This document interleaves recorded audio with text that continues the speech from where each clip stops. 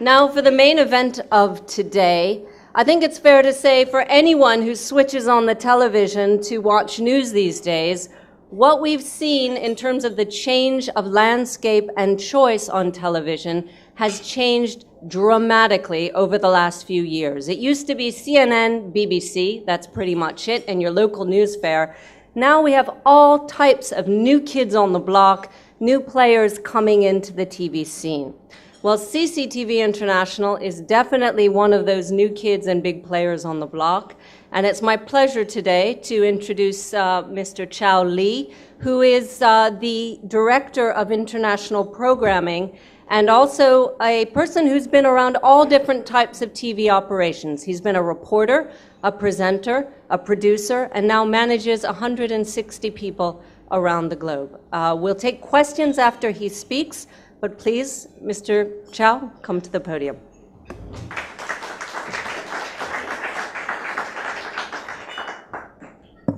Thanks, Tara, and hello, everybody. This is a prepared speech, so I will read, and I will be happy to take up questions from you. Any questions? To begin with, let me first, I want to thank my dear colleagues at Reuters for providing me with this opportunity, and my thanks also go particularly to Ms. Kimmy, whose facilitating role has been truly indispensable in making my presence here today possible. I have been to Hong Kong many times, but this is my very first visit to the FCC. And having heard so much about this famous cultural landmark in Hong Kong, I have been very much looking forward to this visit. Upon my entry, I passed by a cafeteria on the ground floor where it houses both Chinese and Western restaurants. The setting is a perfect depiction of Hong Kong, a city where Oriental and Occidental cultures coexist and interact with one another. And because of this all-embracing atmosphere, I believe many media friends all over Hong Kong have gathered here to freely speak out their minds. And today, with the help of the platform provided by the FCC, I, on behalf of China Central Television, would like to take this opportunity to share with you some sincere exchanges. China's fast development and growth, especially in the past decades, has attracted increasing attention from the international community. As a result, more and more people are following China's television news service. The world hopes to better understand China, while China looks forward to the growing attention from the world. As a national television network which enjoys a domestic audience of 1.2 billion, CCTV has every reason and responsibility to build a bridge of communication between China and the rest of the world, and to better cater to the desire and demand on both sides. For more than a decade, CCTV has been making consistent efforts in presenting China's television service to the world and adjusting the development of China's television industry in line with new changes and new features. In order to comprehensively enhance CCTV's brand value, we have also made progress in fields including reform in news reporting, building international broadcasting capacity, institutional innovation, and the integration of traditional and new media.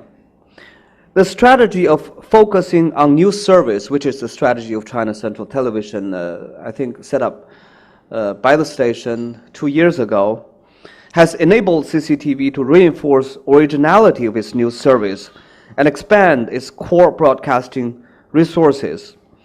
At present, CCTV has set up 30 domestic bureaus in 30 different provinces. At the same time, we have expanded our overseas coverage to 70 bureaus across 50 countries and regions, including 7 regional hubs in different continents. At the end of this year, the number of our overseas bureaus will be increased to 80.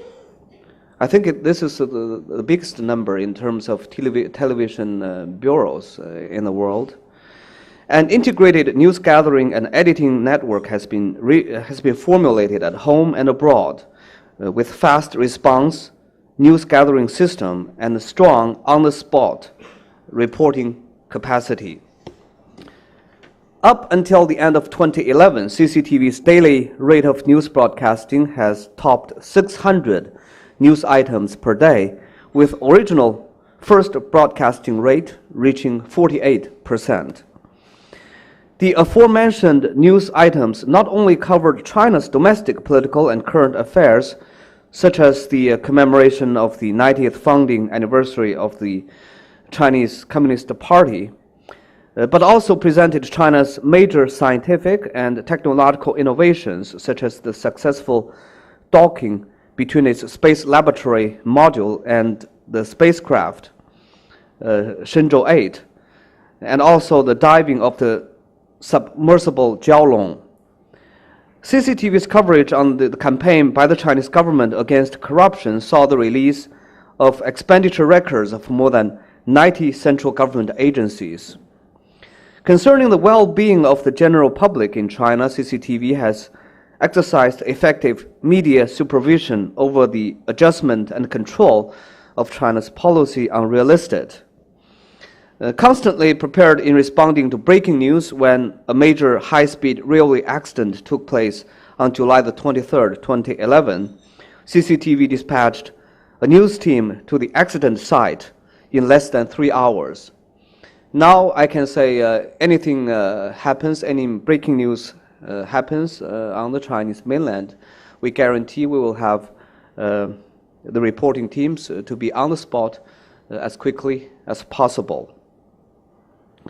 In order to deliver quick and timely response to breaking news, CCTV's resident journalists in China, plus more than 260 journalists in various overseas posts, are working around the clock to fulfill their commitments to our viewers every day. From January to December 2011, CCTV's overseas bureaus around the world produced more than 13,000 news items, accounting for about 40% of the total international news production at CCTV. Previously, we rely totally on news agencies and TV stations in other countries. Now, our own international production accounts for about 40%. And now we are constantly working hard to enhance the broadcasting capacity of CCTV and to bridge the gap between CCTV and other internationally renowned media networks. My colleagues and I will embrace the spirit of enterprise and innovation, learn from others to improve our televised presentation, expand our scope of broadcasting, and share with our global viewers more stories both from China and the world. To offer a diversified selection of news service and transform China's conventional one-channel broadcasting into multi-channel content provider, CCTV has learned from operation models from other countries to develop and launch a new service in 2010, a service to provide broadcasters worldwide with the state broadcasters' syndicated video news.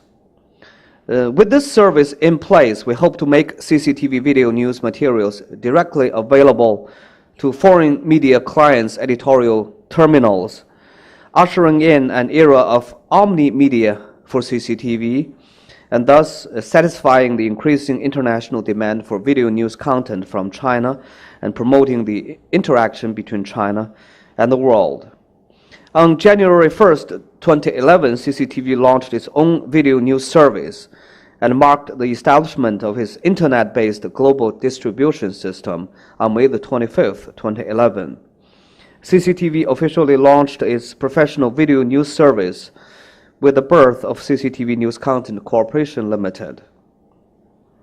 Up until the end of 2011, CCTV News Content, through its independent endeavor and international partnership, has dispatched over 25,000 items of news material through satellite and internet transmission, including 13,000 first broadcast video news items.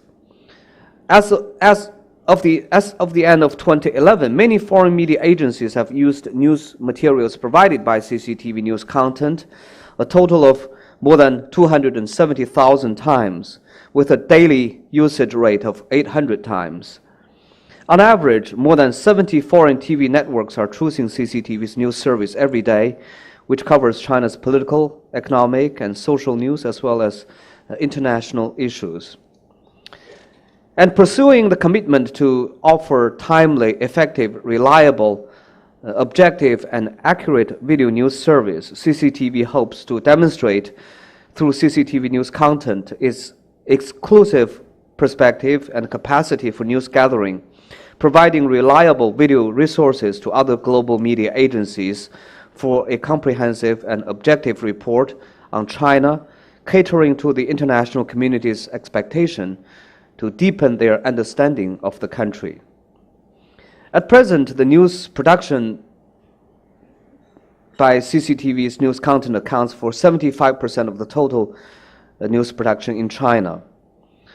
In addition to major political news events in China, coverage on China's economic growth, natural disasters, biographical features, and scientific and biological innovations have also enjoyed greater attention from foreign media networks. For example, the video material on the high-speed railway accident on July the 23rd last year was used around 3,000 times by foreign media agencies. The news on the successful docking between the spacecraft and the laboratory module was used more than 6,000 times by 475 foreign media networks. And CCTV has presented the progress achieved by China. Operating in an independent and proactive manner, CCTV interacts with the international media and reaches out to the international community with sincerity and honesty. Of course, as well as sharing with you the happenings in China, CCTV is more than willing to participate in the production and broadcasting of international news through its own efforts. In 2011, CCTV successfully rendered exclusive or on-the-spot coverage on the events, including the passing away of the DPRK leader Kim Jong-il, the situation in Syria, and the famine in Africa, which were well received by many foreign media agencies.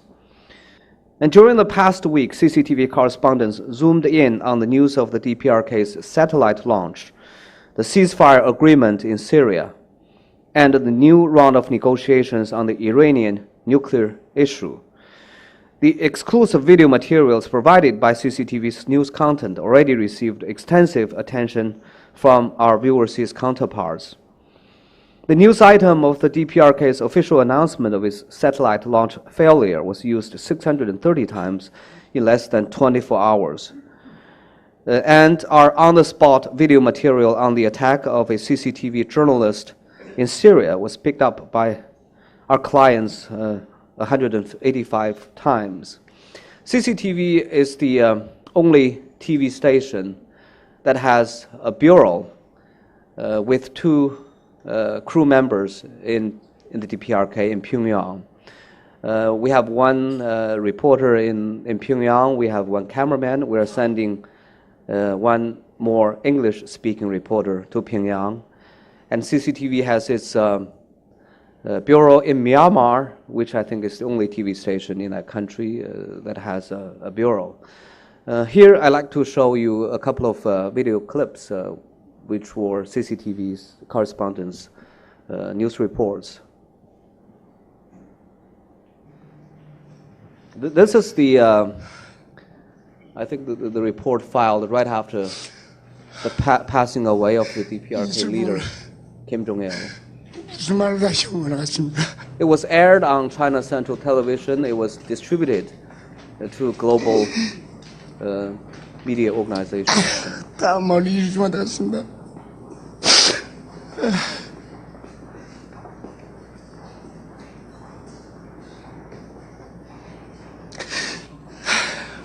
we believe everything from the DPRK is news. So we invest quite heavily on our news coverage in the DPRK.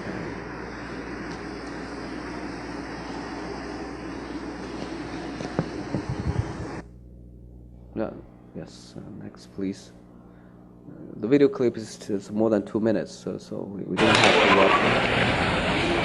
This is when our reporter was covering the ceasefire agreement in Syria just a couple of days ago when shooting took place. And she reported the incident with a cell phone. And she sent the video back to Beijing, and we had it put on the air. She got injured in this incident, but not very seriously.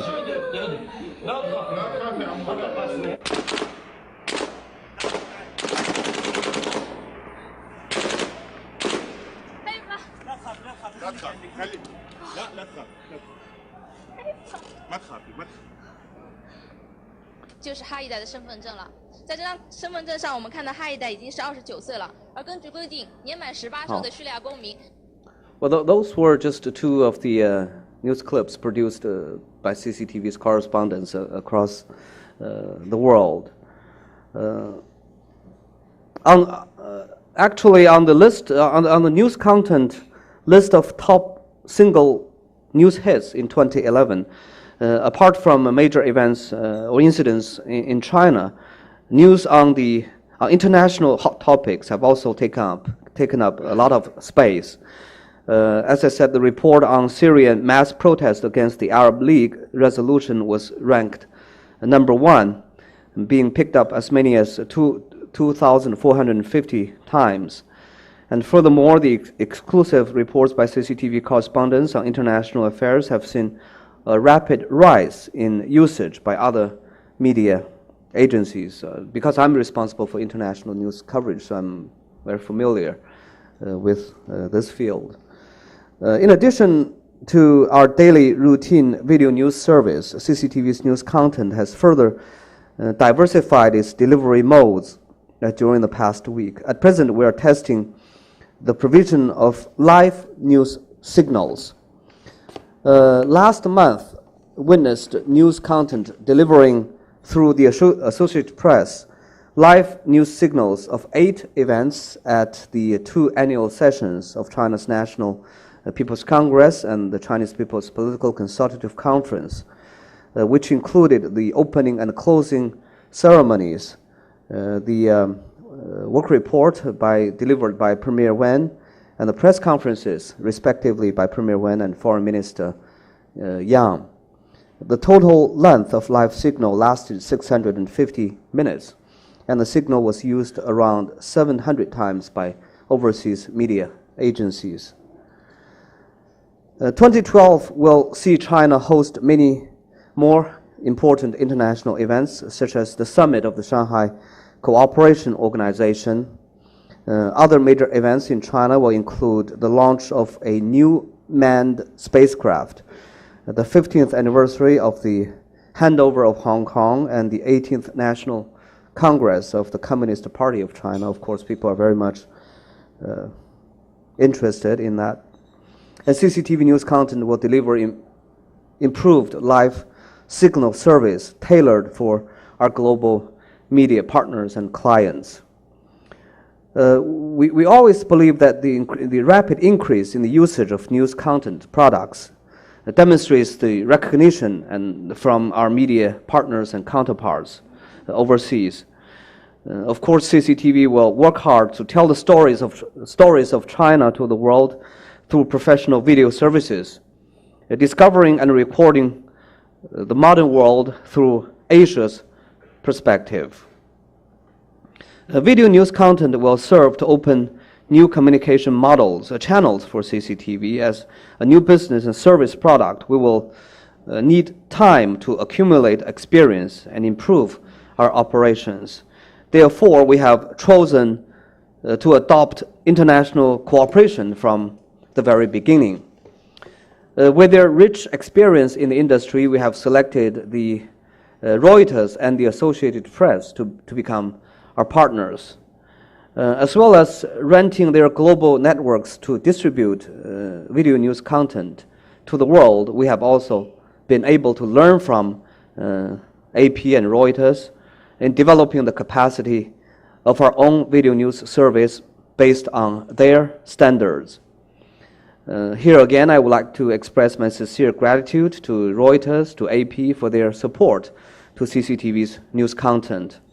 And I'm very convinced that through our concerted efforts, media and news will bridge the gap between different cultures and different nations. I'm here today not only to share with you our new service, but also seek to draw experiences from you, hearing your views about our video news service and its shortcomings, as well as any advice and suggestion on how to improve CCTV's service in the future.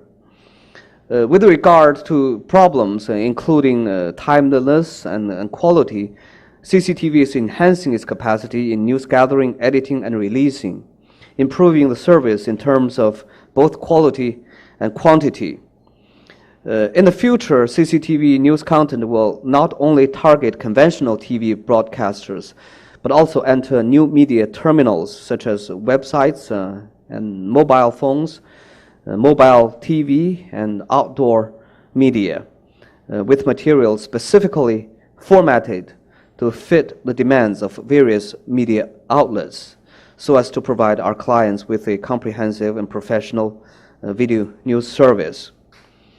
Through the new service, CCTV also plans to explore ways to industrialize and internationalize news production, news products and services in the hopes of developing a new professional form of video news production and service to the international standard. In the future, CCTV will also be endeavored to transform its video news services from a single product element into an aggregate cultural elements, so as to make its products more informative and forming a new industrial chain to turn news content into an international video news service, integrating video news gathering, editing, and marketing. With globalization and globalized information expansion, CCTV, as a member of the world media system, is working very hard to set up a multi-source, multi-channel, and multi-level international communication model, broadening our horizon more than ever and presenting the world with more open-minded perspectives and professional services. We look forward to working together with our partners, counterparts here to exchange views and further understand one another. Committed in presenting a world through Asian eyes, CCTV, as a carrier of the Chinese cultures, is striving to build up a bridge for the communication and understanding between China and the rest of the world. Thank you very much. Thank you. Thank you very much. We have about 10 minutes for questions. There's a mic around the room, so if you want to raise your hand, give us your name and tell us where you're from. We'll take some questions. Yes, please. How do you do, and welcome. My name is Bonnie Engel, and I write about Asian art. So I'm very interested in China because it's a vibrant art scene. I welcome you to the FCC. Thank you. I have a comment and two questions. Yeah. One is that we get Now TV, which is our local, cable TV provider, and we get CCTV. And I've noticed in my household that we turn to that news more often than not because it's a very well represented program, and the presenters are very professional. And the thing I admire most about CCTV is you're not afraid to discuss something for more than 2 minutes.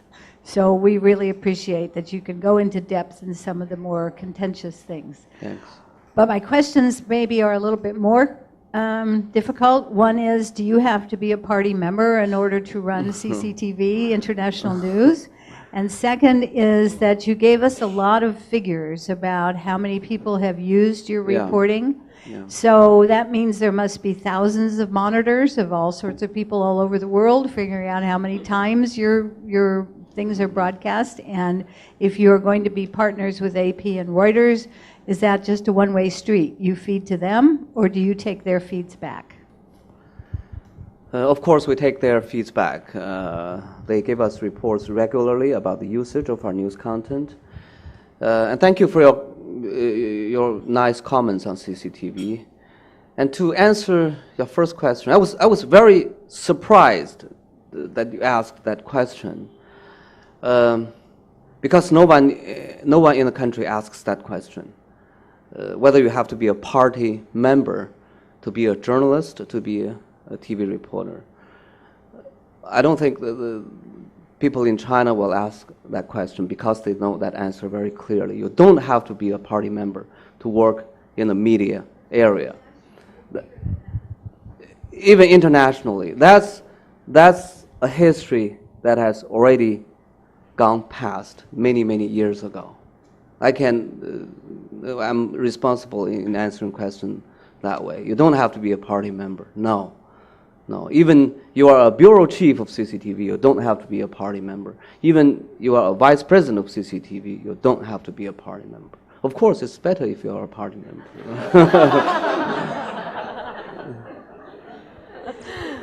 Yes. Kathy. Then how, Mr. Chow? I'm Kathy Yang of Reuters TV here in Hong Kong. Congratulations on your new U.S. show. We've been part of that program since it began in February. Thank you. We've been contributing reports since its inception, and we just wanted to know, of all the production centers in the U.S., you chose Washington, D.C. to be the hub. No. And the name of the program is Biz Asia America. No. And it would give the connotation that perhaps New York would have been better placed as the hub, being that it is a financial center. What went into the thinking of CCTV in establishing the hub in the U.S., in D.C.? We have, I think, 3 or 4 bureaus in the U.S. Alone. One in New York, one in L.A., one in Washington, and I can't remember, one in Boston or somewhere. I can't remember exactly. The reason we have our central bureau in Washington is we follow what other media big media organizations such as Reuters and AP are doing. As I said, I have, in my speech, because this is a prepared speech, some of them are prepared by my colleagues. This is a speech that saying the good side of CCTV. As a member of that organization, I know we are a freshman in the international media field. We developed only in the past couple of years.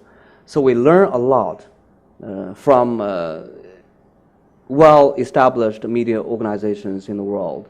I think our office in Washington is because AP and Reuters, they have their hub offices in Washington, if I'm correct.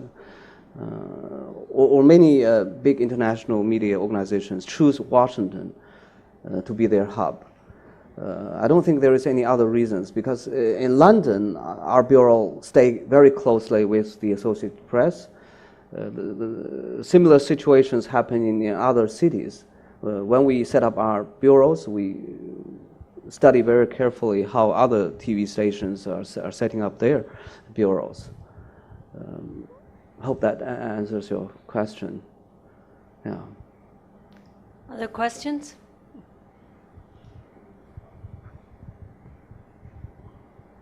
Yeah, following up on the lady's question, I mean, I'm To Han Shi, a reporter from the South China Morning Post.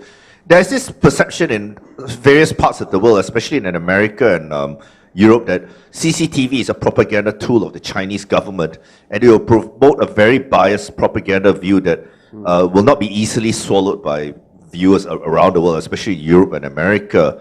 And you know, I myself, when I watch some of the debates on CCTV, the range of opinions is relatively narrow compared to the range of opinions presented in the debate in BBC, for example, where two different forces would clash very intensely. What do you say to that?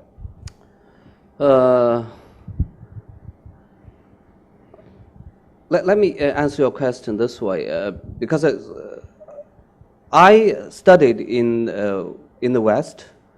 I worked in CCTV for more than 20 years. So I think I can make the comparison pretty well. I have also received visiting teams from TV stations like the Middle East. I have to admit that the media industry in China is still very highly regulated. This is because there are many reasons behind it. China is a very particular country.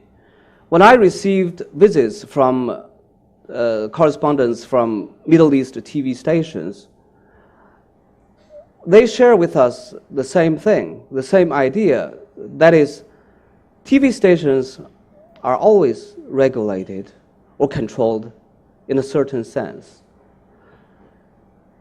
If you ask correspondents from the Middle East, they won't agree with what our reports are being reported on Western TV stations like the CNN or the BBC about the Middle East. If you watch images of China on the BBC and CNN, do you think they are biased or they are objective? If the lady can ask the question whether you have to be a member of the Communist Party of China to be a reporter, I think the report about China on Western media is biased because you have to be in the country to understand it. If you have an objective perspective of the country, I don't think you can answer that question. Of course, China is a very particular country. It's so huge, so populous. As I said before during my talk with some of the people here, any minor incidents in the country could result in chaos. It has a very particular history. It has its tradition. It's still in the way of development. Still, there are many illiterate people in remote areas. So there is very huge space for improvement. But it is changing extremely fast. Taking CCTV, for example, before 2000, there were no expatriate people, foreign people, working as reporters, correspondents, or presenters. That was unbelievable before 2000. Some of them were working as copy editors because we need those people to edit scripts. But now if you watch CCTV, if you watch the English channel, we employ more than 100 people working as reporters, correspondents, presenters. You have to agree that is huge change. From my experience, I think many restrictions have been relaxed. It's not fast enough, it takes time, but some restrictions are getting relaxed. I can feel that very clearly in the past years. Thank you. We have time for one more question, Eric. Hello, I'm Eric Wishart from AFP. Yeah. You discussed the international expansion of CCTV. You have an office in Washington now. Presumably you have Chinese staff in Washington from mainland China. Sorry? You have staff from the mainland? Yeah. Yes. Yes. Are you restricted in your movements in the United States? You mean restriction? You cannot Can your staff go anywhere they would like to go in the United States? Sure, of course. AFP? Yeah, so just let me make the point. So, I mean, Xinhua and CCTV, they've expanded enormously internationally. Yeah. Foreign news organizations, as far as I know, at least in AFP's case, a foreign news agency, are not allowed to hire Chinese journalists. We have news assistants, we're not allowed to hire Chinese journalists, and we're also restricted on our movements in China. It's eased up a lot, but there are still parts of China, as you know, we're not allowed to go to. Also, the Chinese CCTV can sell freely in the American market, the European market. Foreign news organizations cannot sell freely in the Chinese market. Do you think it's time for a change? I think I said, first of all, AFP makes a lot of money in China. Yeah. CCTV uses a lot of AFP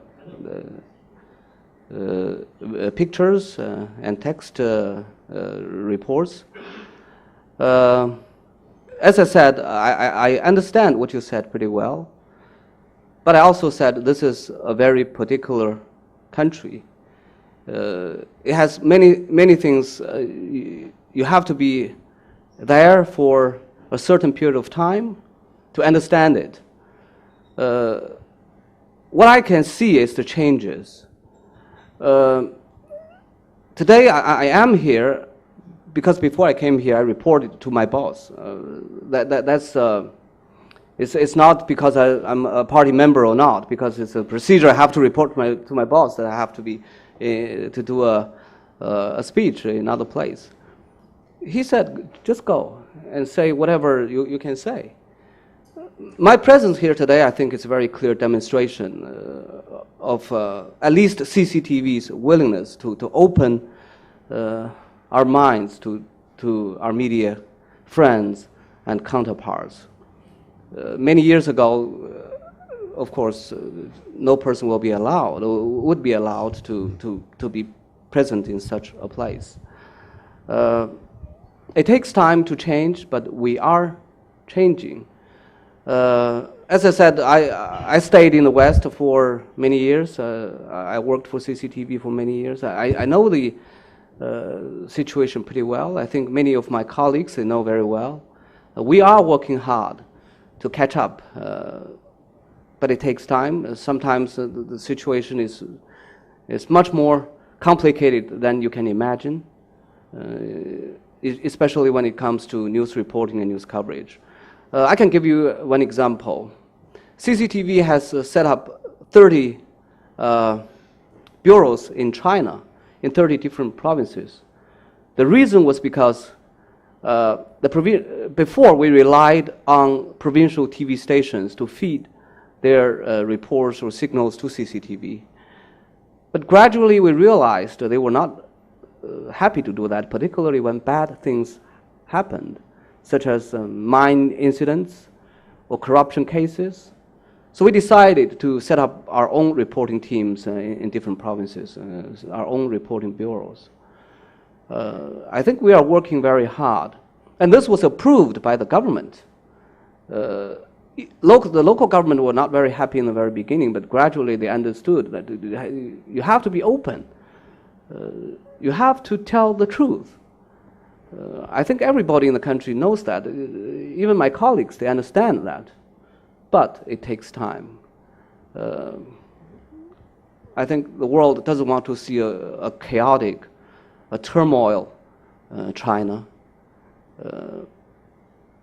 It's still only 30 years after the country opened its door. But I was truly surprised. I met one Swedish news journalist delegation from Sweden just last week before I came here. I talked with the journalists. They were very surprised that Beijing was totally different from what they imagined before they came to Beijing.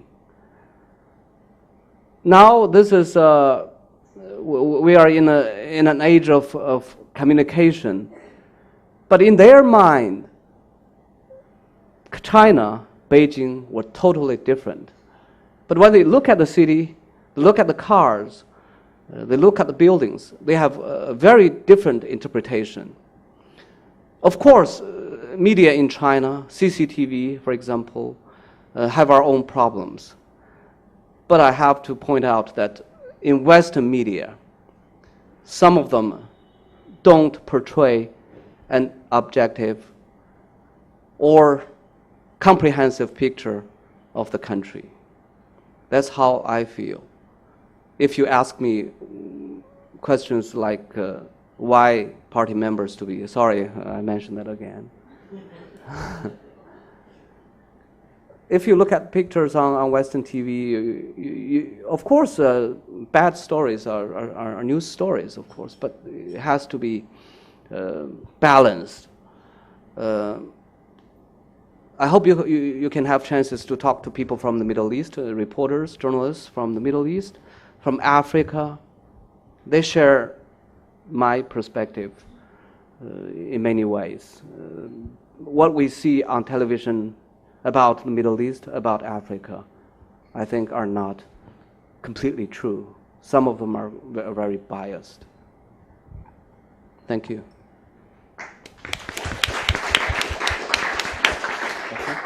It's just gone 2 o'clock, our deadline for these lunches. Thanks very much, CAO Ri, for coming to speak to us today.